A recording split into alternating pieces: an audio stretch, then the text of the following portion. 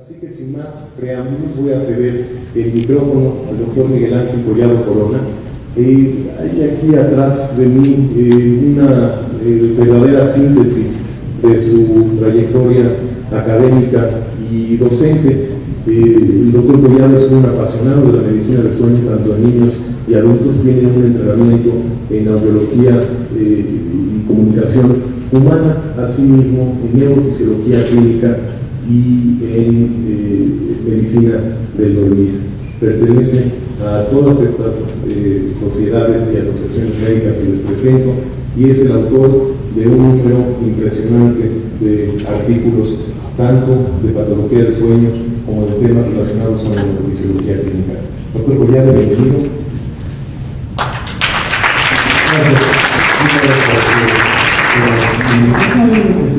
Muchas gracias. Bueno, pues muchas gracias al comité organizador de este importante evento por su atenta invitación. Y bueno, quería mencionarles algo que en nuestro país es muy importante.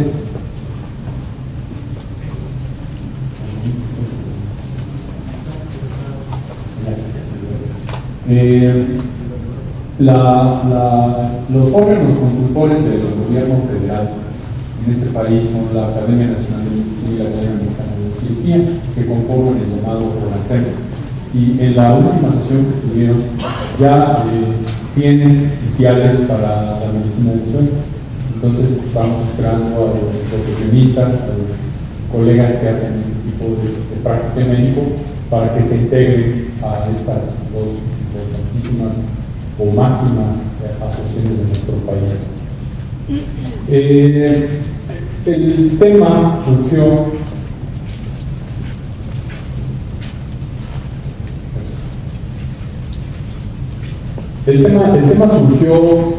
este tema porque hubo recientemente un congreso que dejó más dudas que enseñanza, puesto que, como ustedes bien saben, todavía aún aquellos que nos dedicamos al estudio del sueño seguimos confundiendo los conceptos de piernas inquietas y el trastorno periódico o trastorno de movimientos periódicos de las piernas, con lo que todo esto implica en cuanto al diagnóstico y al tratamiento.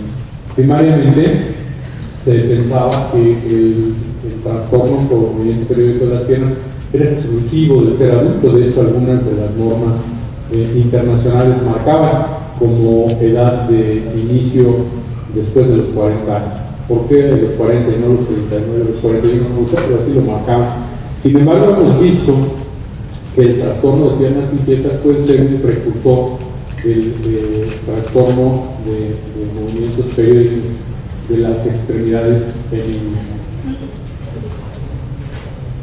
Es importante, y esto es una costumbre que me quedó de mi maestro, el doctor Mario Surol, también pionero en este país de la medicina del sueño, de hablar un poquito acerca de la historia. Quizás muchos de ustedes la conozcan, pero también hay gente que está en preparación, y hay que darle lugar a los diferentes personajes que se ocuparon de esto. Uno de ellos, sin duda alguna, y altamente reconocido, es Sir Thomas Willis, quien en 1685, como profesor de Oxford, describió los primeros pacientes que presentaban este trastorno. Hizo innumerables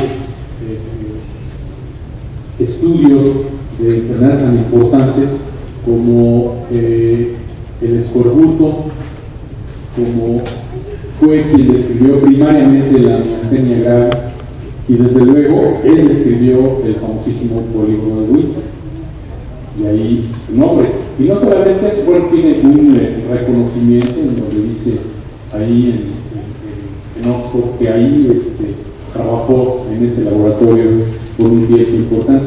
No solamente eso, sino que, como veremos más adelante, el síndrome de piernas inquietas toma su nombre para algunos autores.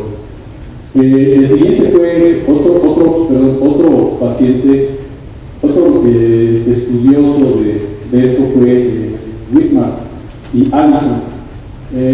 Whitmar dio la connotación en 1861 a este padecimiento como que formaba parte de un trastorno de tipo psiquiátrico. Todavía en algunos textos modernos de psiquiatría se sigue encontrando el término de ansia castigliano en algunos pacientes en los que se refieren a estos movimientos de las extremidades y que son debidos a alteraciones de tipo depresivo o ansioso. Aún hoy en día lo siguen describiendo así, algunos añitos después. Allison lo refiere nuevamente en 1943 como leg jitters y habla también de que es producto de la histeria. El paciente no pueda dejar de mover sus extremidades y que solo con el reposo pudiera calmar esas molestias. Y finalmente, otro también estudioso, pero ahora sí ya de manera más formal, que fue Ekman, en 1945 empieza a describir estas alteraciones, pero ya de una manera sistematizada, con una metodología más importante.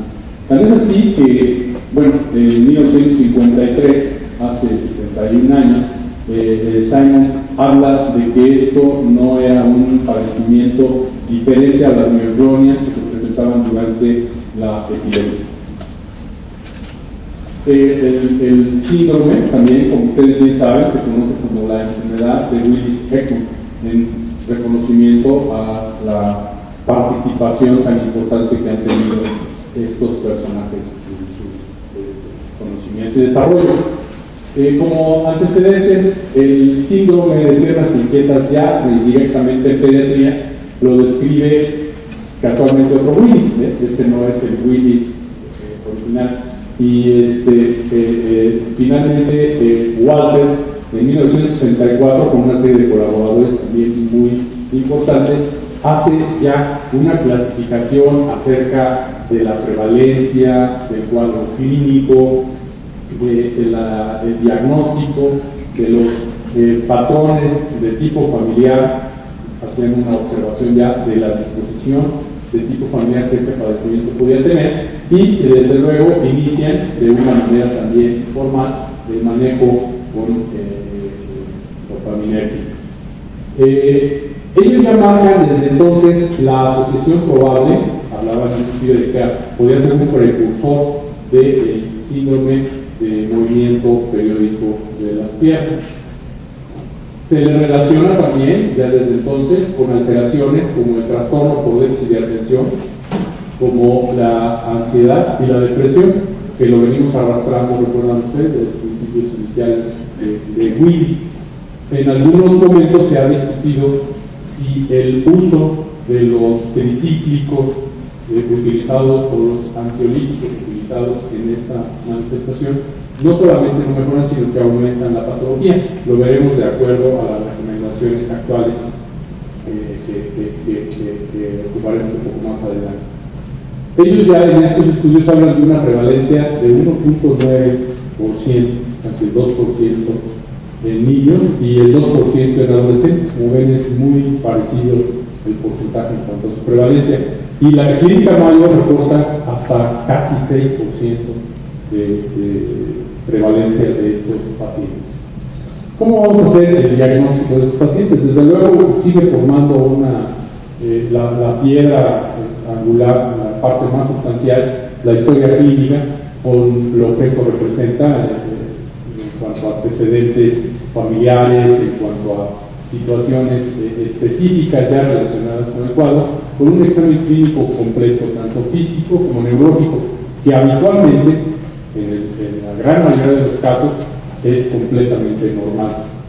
Dentro de la analítica, dentro de los laboratorios de tipo general, pues se busca principalmente, además de ver cualquier otro tipo de alteración de tipo general, se puede detectar un problema de origen renal que afecta mucho esta patología, pero quizás lo más importante es la búsqueda o la determinación de las cifras de ferritina y sideremia que puede tener. Ya se habla en los niños que cifras inferiores a 35 microgramos por litro son representativas o prácticamente no nos obligan a pensar o a establecer el diagnóstico. Y desde luego, aquello que todos nosotros conocemos es el estudio polisomnográfico de sueño nocturno, en el cual se recomienda, por razones obvias, de manera muy consistente, la utilización de un video. Estas son las grandes diferencias que existen entre una y otra patología. Desde luego, el síndrome de piernas inquietas es un trastorno tanto sensitivo como motor y predominantemente o exclusivamente durante la vigilia. Sí, veremos un poco más adelante algunas situaciones que nos ayudan a distinguirlo.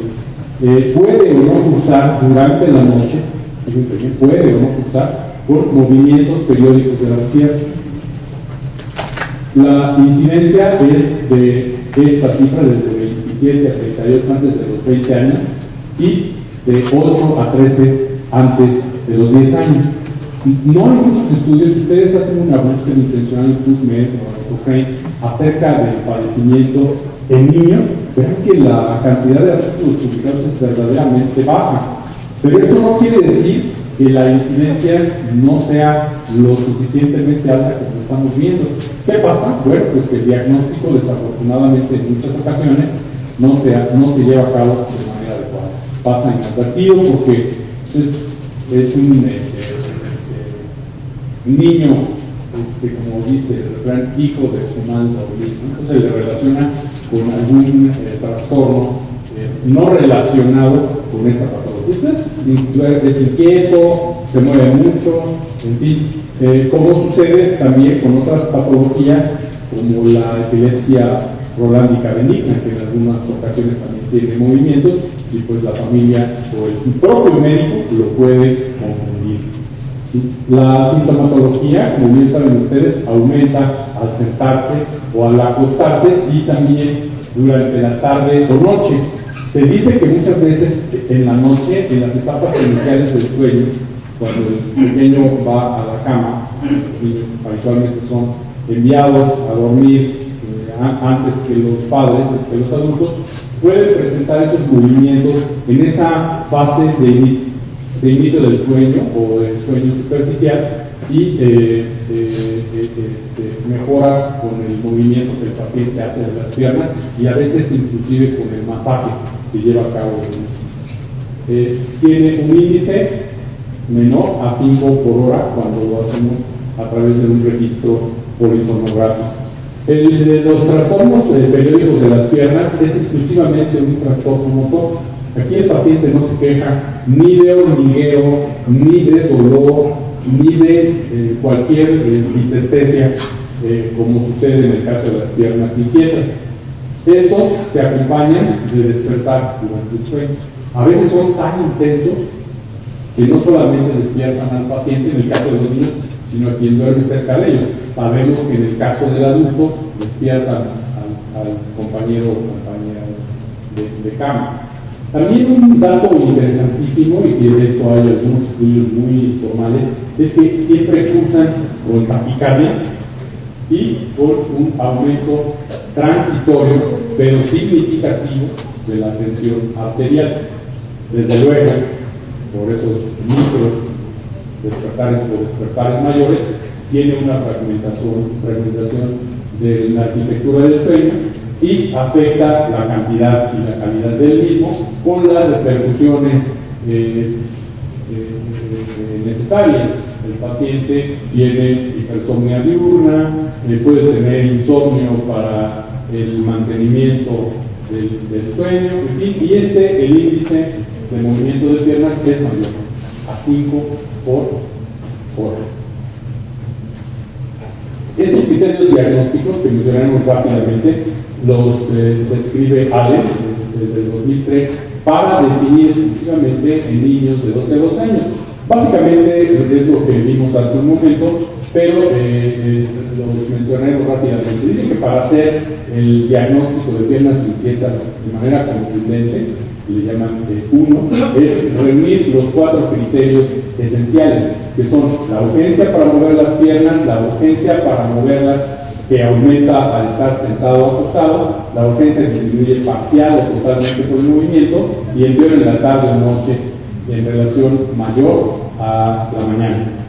El niño, esto lo describen todos los autores, un criterio importantísimo es el niño el que debe describir su problema. ¿Esto por qué? Porque las manifestaciones clínicas, lo que el niño siente es diferente en cada uno de ellos. Algunos dicen, siento que me quemo. Otros dicen, siento un dolor como interno. Otros dicen, como que me duelen los músculos. Otros dicen, siento cosquillitas. Entonces, eso es bien importante tomarlo en cuenta.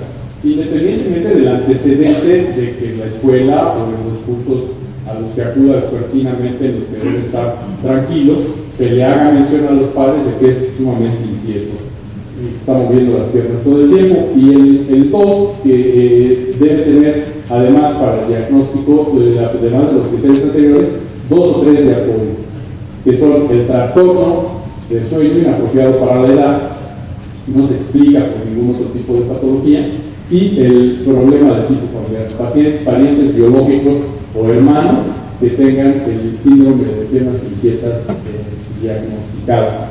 Desde luego, el estudio de sueño, que además de la fragmentación del mismo, tenga el índice mayor a 5 por 1.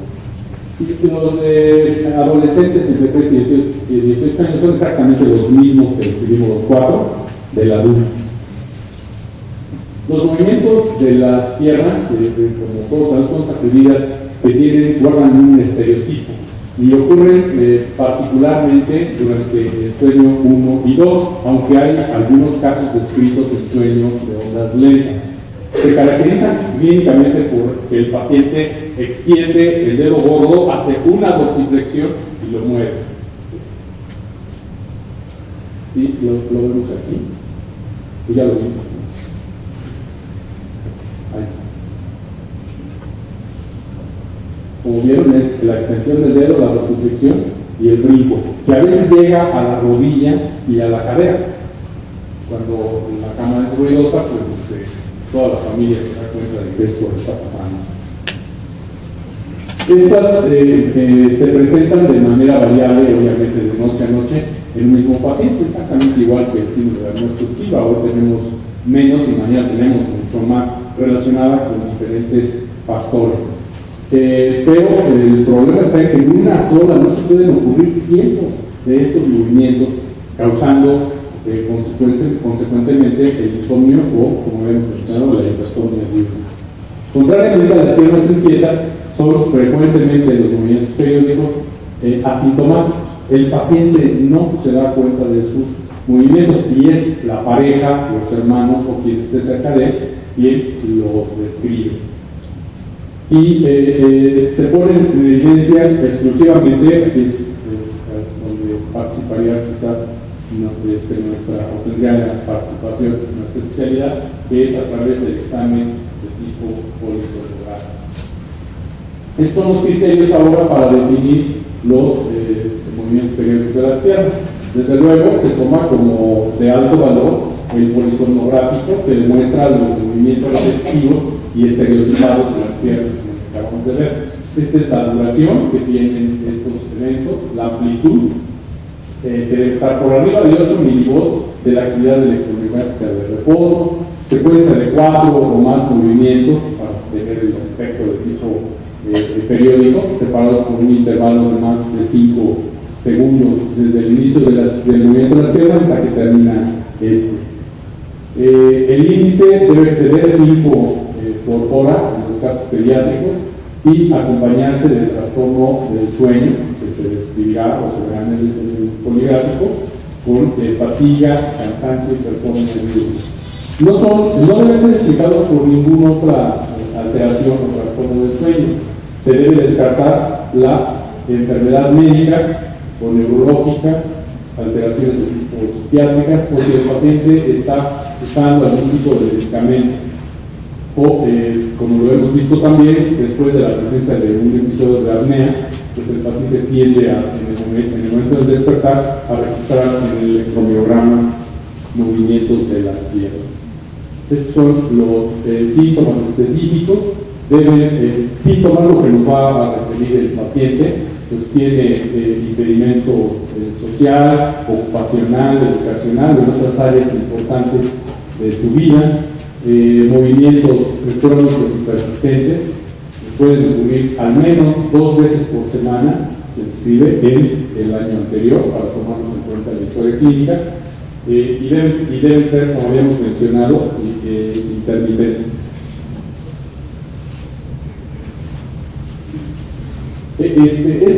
Está muy oscura la diapositiva, desafortunadamente la tomé que se veía pequeñito, que la traté de probar, no corre. Pero bueno, podemos ver aquí ahí va. Si se pudiera apagar la luz, ahí viene el movimiento de ustedes, el movimiento demostrativo.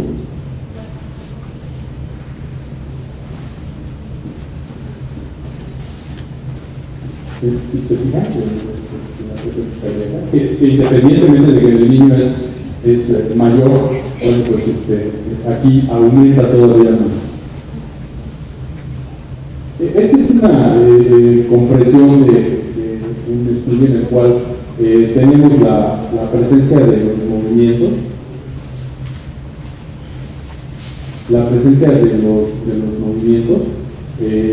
Fíjense ustedes, la periodicidad del mismo está alargado para que pudiéramos apreciar todas las diferentes etapas.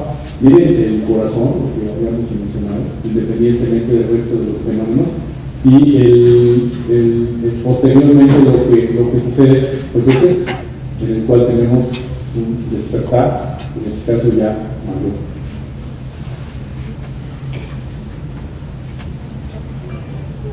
Bueno, gracias. Este es un estudio que se hizo en los Estados Unidos, en donde tratan de hacer una correlación entre los movimientos periódicos de las extremidades de niños y un síndrome de apnea obstructiva. Lo que le da trascendencia a este estudio es que lo hicieron en 468 pacientes de una clínica especializada, tanto de Illinois en forma conjunta con Carolina del Norte, que mandaron a los pacientes 367 con diagnóstico clínico de apnea y simultáneamente clínico, conste, y simultáneamente de miembros periódicos de las extremidades. Finalmente, ellos a través del estudio demostraron 66 con movimientos periódicos de las piernas y 90 con el síndrome de apnea obstructiva. Había algunas similitudes en el polisomnográfico en relación al número de movimientos de las piernas, pero algunos de ellos lo relacionaban con el episodio obstructivo. Y otra cosa que también marcaba similitud en cuanto a los movimientos era el número de despertares que el paciente tenía. Se despertaba simultáneamente con los movimientos. Entonces, esta serie tan grande, pues finalmente no quedó en la contundencia que ellos marcaban como un defecto de su trabajo. Hablaban también ellos de que este tipo de pacientes de piernas inquietas clínicamente se iban a la cama de los papás más frecuentemente que los niños que tenían el síndrome de apnea obstructiva. También hablan de que se quejaban, seguramente por las manifestaciones estas sensitivas de las que hablamos, de un disconfort, y lo puse tal cual, en relación a los pacientes que tenían el síndrome de apnea obstructiva. Hablan de una existencia mayor en caucásicos que tenían el trastorno de piernas inquietas y menor en los afroamericanos. No les dieron ningún tipo de tratamiento a aquellos que tenían los movimientos por el impedimento de la FDA. Y concluyen, así como una cosa grandiosa, que no se debe hacer un diagnóstico sin tener un estudio poligráfico de eso. En relación al aumento tan importante de la tensión arterial y de la frecuencia cardíaca, se piensa que es por este mal funcionamiento de las vías dopaminérgicas y encefálicas, que nos hace que la actividad aferente simpática aumente y esto pueda llevar a la consecuente hipertensión arterial. Es la hipótesis que plantean, es un trabajo relativamente reciente. Está la cita. La etiología, como sabemos, no es clara. La respuesta mayoritaria al tratamiento dopaminérgico que todos conocemos y el empeoramiento con los fármacos antagonistas de los receptores de dopamina hacen que la teoría dopaminérgica sea más consistente, aunque esta pudiera no explicar de manera completa el padecimiento de algunas formas de movimiento periódico de los movimientos que tienen las inquietas secundarios. Se dice que existe una disfunción postsináptica en el receptor D2 de la dopamina con la participación de estructuras anatómicas a nivel principalmente del marcapaso talámico y en la médula espinal, que son las responsables precisamente de este reflejo flexor que vimos hace un momento.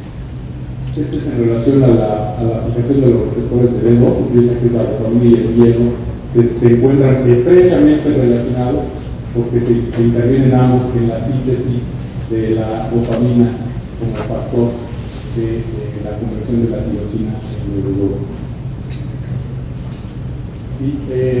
Tergón encontró una inhibición intracortical reducida en paciente con síndrome de piernas inquietas, pero esto lo encontró en las extremidades. Se sugiere que toda la corteza motora está desinhibida.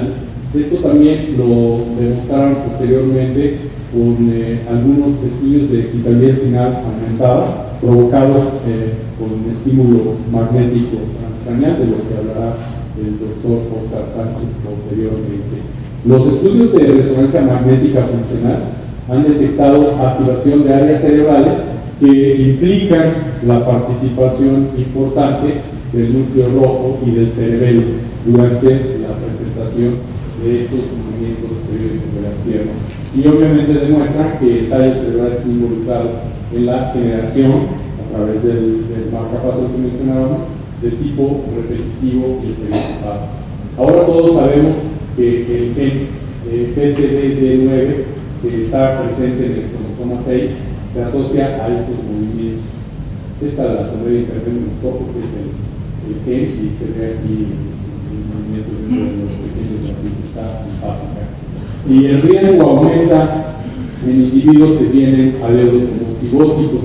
Se habla de que es un gen de características autosómicas dominantes, por eso es que la presentación familiar es sumamente frecuente, y se habla también en este trabajo que salió en el New England Journal de que los pacientes que tienen también síndrome de Liszt de la Tourette y esclerosis múltiple también muestran alguna alteración en este gen.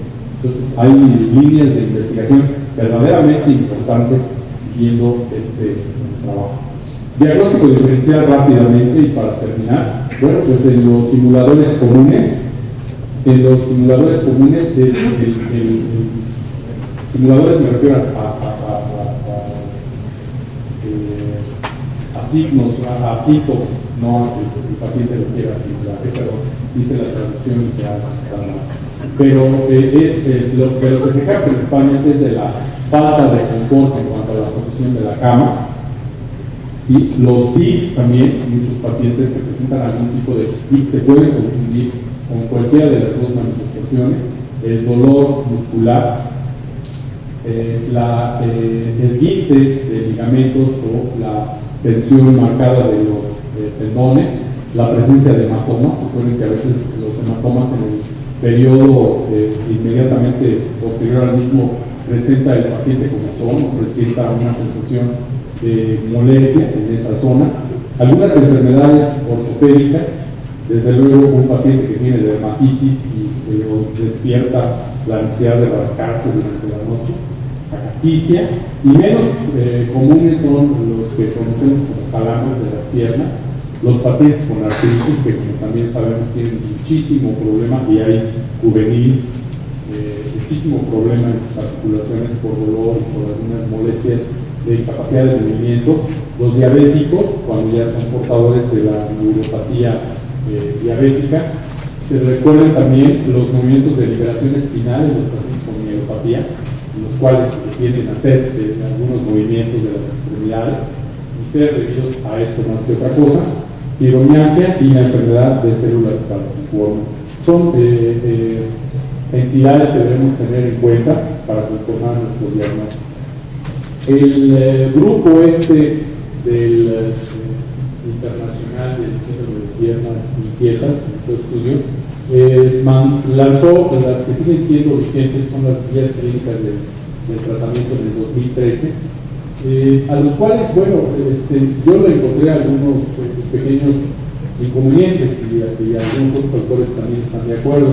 En primer lugar, son estudios muy escasos que se encuentran en la literatura, y todos ellos son estudios prospectivos sumamente cortos. El mayor de ellos era a 1 año, entonces es gran necesidad de seguirlo a mayor tiempo. Esto se discutió en el congreso del año pasado en Valencia, de la Asociación Mundial, en el cual se trata como ya una línea de seguimiento de esta patología. Solamente abarcaron estudios del 2011 al 2012. ¿Sí? Marcan, eso sí, perfectamente bien, las alteraciones de este síndrome a muy corto plazo, que todos las conocemos, ¿no? Y ya las hemos mencionado. Buscan correlacionar mucho con el niño con trastorno, con déficit de atención, en su variedad impulsiva, aparte del trastorno por atención e hiperactividad, la impulsividad. El aumento de peso lo describen también en este tipo de pacientes, y desde luego lo que en muchos casos es la principal causa de consulta con el neurólogo, el psicólogo, el psiquiatra, que son los cambios no repetidos del paciente. Se piensa que a largo plazo se puede presentar, uno, la pérdida, eso ya lo hemos visto en los adultos, la pérdida de efectividad del tratamiento, que el problema se exacerbe a pesar de tener una dosis adecuada del mismo y que la necesidad medicamentosa sea cada vez mayor. Los tratamientos que se proponen para el manejo, obviamente se está hablando ya de adultos, porque en la mayoría de la Comunidad Europea no los permite, la FDA no los permite. Hablan aquí precisamente de la efectividad de los diferentes medicamentos que ustedes conocen. En cuanto a efectividad, 6 meses. Los pacientes reaccionan maravillosamente los primeros 6 meses y tienden a tener una efectividad probable al año y hasta los 2 años, pero como ven hay algunos medicamentos que no contamos, entonces seguimos con el mismo problema. ¿Qué hacemos con esos niños? Aquí no tenemos tanto problema y sería una línea para poder probar algunos de estos medicamentos si el comité de ética de la institución lo puede hacer. Y estos definitivamente no los recomiendan porque no tienen una evidencia firme para marcar este tipo de problemas. Desde luego hablaremos muy rápidamente del hierro, que sabemos que hasta un 89% tiene niveles inferiores a los relacionados con el adulto y valores de ferritina por debajo de los medios ajustados a la edad. El aporte de suplementos orales de hierro mejora importantemente la sintomatología en población pediátrica, y esta es una de las líneas que se propone para seguir en el futuro. Utilizarlo, eso no tenemos inconveniente, el hierro, para manejar a estos pacientes, y de hecho esta publicación de la revista de neurología marca que se debe dar una vez que la concentración de ferritina sérica sea menor a 35 microgramos por litro. Se recomienda en los niños de más de 6 años un aporte de 50 a 65 miligramos de hierro durante 1 o 2 veces al día, 2 o 3 meses para tratar de normalizar los depósitos de hierro. Se recomienda también hacer periódicos constantes de los niveles hematológicos periódicos. Es muy difícil, lo sabemos, quienes vemos niños, mantener cifras de ferritina por arriba de 50 microgramos por los aspectos relacionados con la absorción, por el crecimiento, por la edad, y en el caso de las niñas que están ya teniendo menstruación, pues también eso verifica. Se debe evitar, al igual que se recomienda en otros casos, la ingesta de lácteos por la neutralización del mismo, y se debe administrar en ayuno preferentemente con jugo de naranja o con alguna vitamina C para favorecer su absorción. Las líneas de sueño, en las cuales no me meteré ya por cuestión de tiempo, que todos ustedes las conocen perfectamente, evitar todo aquello que incremente esto, cafeína, en fin. Y este fue el lineamiento que marcó el año pasado, los lineamientos que marcaron para investigación o líneas de desarrollo a futuro, la Federación Mundial de Medicina del Sueño en Valencia, y era buscar reforzar el diagnóstico en niños menores de 6 años, hacerlo más una necesidad de los laboratorios de sueño, empezar a buscarla, porque esto seguramente va a aumentar la incidencia y la prevalencia. Tratar de hacer protocolos en niños con discapacidad o trastornos en el neurodesarrollo, para ver qué tanto está afectando este problema su desarrollo. Tratar de relacionar estos temas con el ritmo circadiano, seguimientos longitudinales mayores, para realmente tener una evidencia mayor de lo mismo, y la relación estrecha que existe entre los movimientos periódicos de las piernas y de las piernas inquietas. En fin, todas estas cosas las marcaron ellos como recomendaciones para todos aquellos a los que nos interesa la investigación pediátrica. Y pues con esto termino esta plática. Agradezco mucho.